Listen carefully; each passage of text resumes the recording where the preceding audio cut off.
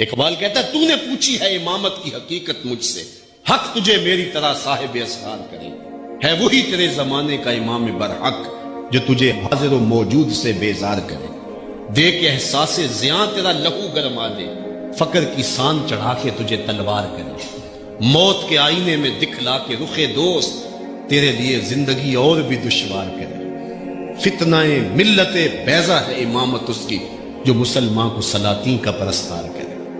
حضور کی خدمت میں ایک شخص حاضر ہوتا ہے اور عرض کرتا ہے انی احبو کا، حضور میں آپ سے پیار کرتا ہوں۔ طبرانی نے اپنی موجم میں اس روایت کو لکھا۔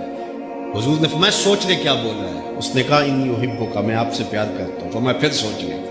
اس نے کہا حضور میں آپ سے پیار کرتا ہوں۔ فرمایا فاستعد للفاقہ، اگر مجھ سے پیار کرتے ہو پھر دکھوں کے لیے تیار ہو جاؤ۔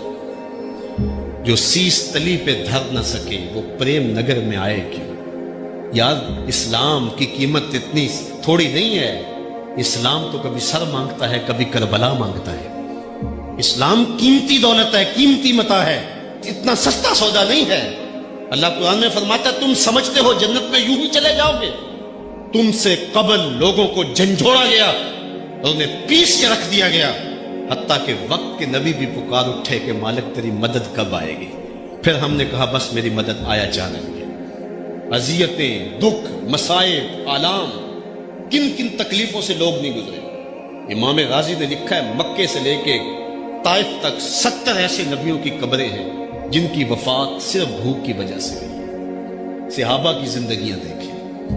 آج تو ہم دین کے کہنے پہ کچھ چھوڑنے کے لیے تیار نہیں ہوتے۔ ڈاکٹر کہہ دے تو چینی چھوڑ دیتے ہیں، ڈاکٹر کہہ دے تو نمک چھوڑ دیتے ہیں، ڈاکٹر کہہ دے تو ہم مرغن غذائیں چھوڑ دیتے ہیں۔ وہ ایک بڑا پاکستان کا ویر ترین شخص ہے، اس کا ایک انٹرویو لگا تھا کسی ٹی وی چینل پہ، تو وہ کہتا تھا میں 2-3 توست اور جو ہے وہ 1-2 انڈا لیتا ہوں دن کا، بس یہی، خربوں پتی لیکن مقصود یہی۔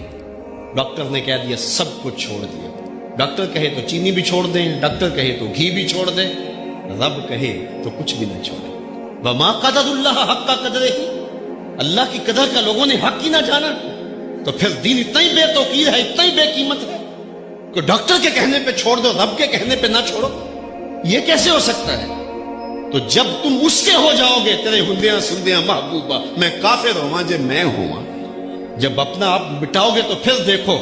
اقبال کہتا ہے نا کہ جب شکوے کی زبان کھولتا ہے اس وقت کہتا ہے کہ برق گرتی ہے تو مسلمان کے کاشانہ پہ، اور اوروں کے لیے حور و قصور، مومن کے لیے فقط وعدہ حور، تو پھر جواب آتا ہے کہ تم میں کوئی حوروں کا چاہنے والا ہی نہیں، جلوائے طور تو موجود ہے کوئی موسیٰ ہی نہیں۔